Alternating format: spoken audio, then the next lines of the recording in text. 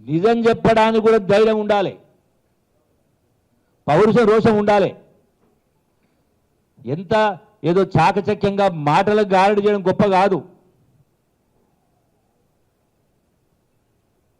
నైజం కనపడతా ఉంది.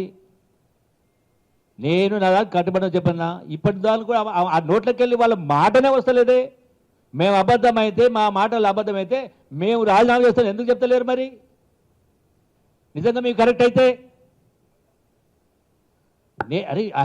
నేను రాసిన దాని మీద జవాబు చెప్పమంటే, మీ ప్రభుత్వం ఎన్ని అప్పులు చేసింది, మా ప్రభుత్వం ఎన్ని అప్పులు చేసింది నేను చాలా చేయలే. మా ప్రభుత్వం 2,08,000 కోట్ల వడ్డీ కట్టిందని చెప్పిన. ఇది కూడా నేను చెప్పిన, నేను మాట్లాడిన మళ్ళీ కూడా చెప్తా ఉన్నా. క్వశ్చన్ నేను ఛాలెంజ్ చేసింది, మీరు చెప్పింది తప్పు. 3,50,000 కోట్లు కాదు, 4,00,000 కోట్లు కాదు. మీరు చేసిన అప్పులు, మీరు మిగిలించిన బకాయిలు కలిపి 8,20,000 కోట్లు రాసిన. అదే నేను గడిపి సంతకాలు పెట్టి నేను వాట్సాప్లో పంపించిన, లెటర్ ద్వారా పంపించిన, మెయిల్ ద్వారా కూడా పంపించారు. ఇంకా మెయిల్ అడ్రస్ వాళ్ళు పంపమంటే ఇప్పటిదాకా వాళ్ళ మెయిల్ అడ్రస్ పంపలే, అయినా వాట్సాప్ ద్వారా పంపించిన. ఆయన కూడా వాట్సాప్ పంపించండి, ఇది వాట్సాప్ పంపించింది. అంటే అడిగిన దానికి తప్ప అన్నిటికీ సమాధానం చెప్పిండు, అని అడిగిన దానికి తప్ప. దీన్నే పలాయనవాదం అంటారు.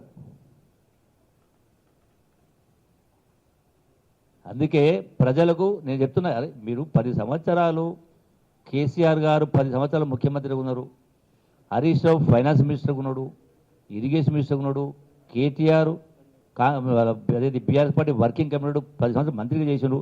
ఎందుకు మీకు ధైర్యం లేదు నిజాలు మాట్లాడడానికి?